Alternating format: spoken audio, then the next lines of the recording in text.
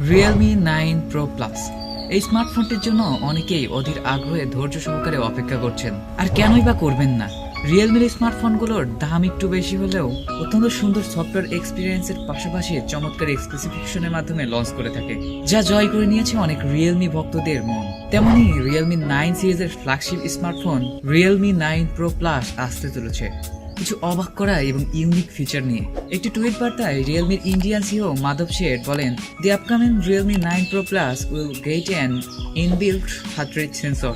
অর্থাৎ Realme 9 pro plus আসতে চলেছে একটি হার্ট রেট মাপক সেন্সর নিয়ে। এটি প্রথম কোনো রিয়েলমি স্মার্টফোন হতে যাচ্ছে যেখানে হার্ট রেট সেন্সর ইউজ করা হবে। এছাড়া অনেক আগে স্যামসাং এর কিছু ফোনে এই সেন্সরটি দেখা যেত ব্যাকে, কিন্তু এই ফোনটির সামনে এটি ইউজ করা হবে, অর্থাৎ ইন ডিসপ্লে ফিঙ্গারপ্রিন্টের সাথে এই হার্ট রেট সেন্সরটি ইউজ করা হবে, যেটি একটি অ্যামেজিং টেকনোলজি এবং আমি পার্সোনালি এই ফোনটির জন্য অপেক্ষা করছি। এখন যদি এই ফোনটির স্পেসিফিকেশন নিয়ে কথা বলি, এর আগের একটি রিপোর্ট থেকে জানা যায় এই ফোনটিতে 6.4 ইঞ্চির ফুল এইচডি প্লাস অ্যামোলেড প্যানেলের একটি ডিসপ্লে থাকবে, সাথে থাকবে 90 হার্জের রিফ্রেশ রেট।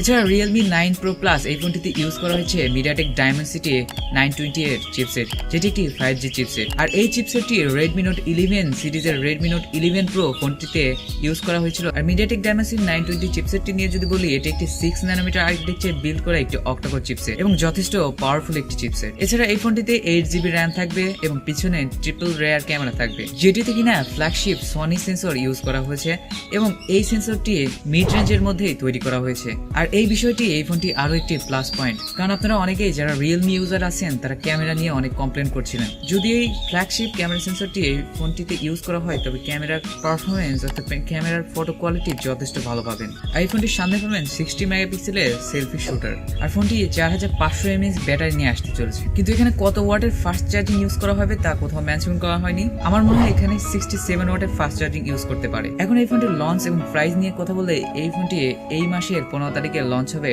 গ্লোবাল মার্কেটে এবং একদিন পরে ইন্ডিয়াতে অর্থাৎ 16 তারিখে ইন্ডিয়াতে এই ফোনটি লঞ্চ হবে। এই ফোনটির বেস্ট ভেরিয়েন্টের প্রাইস হবে 22,000 রুপির আশেপাশে। এখন দেখার বিষয় এই যে এই ফোনটি কত প্রাইসে গ্লোবাল মার্কেটে লঞ্চ হবে বা ইন্ডিয়ান মার্কেটে এই ফোনটির প্রাইস কেমন হবে। এখন ওভারঅল যদি রিয়েলমি 9 প্রো প্লাস এই ফোনটি নিয়ে কথা বলি, এই ফোনটির ক্ষেত্রে আমার কাছে মনে হয় এই ফোনটি রেডমি নোট 11 সিরিজের যে সকল ফোন আসবে সেই ফোনগুলোর কিলার হতে যাচ্ছে, যদি প্রাইস ঠিকঠাক থাকে। কারণ এর যে স্পেসিফিকেশন আমার মনে হয় যে কোনো ফোনের সাথে টক্কর নিতে সক্ষম।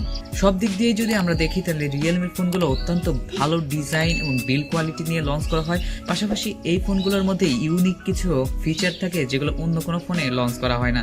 এই জন্য এই ফোনগুলো একটু বেশি দামে লঞ্চ করা হয় এবং এই ফোনগুলোর পারফরমেন্সও যথেষ্ট ভালো হয়।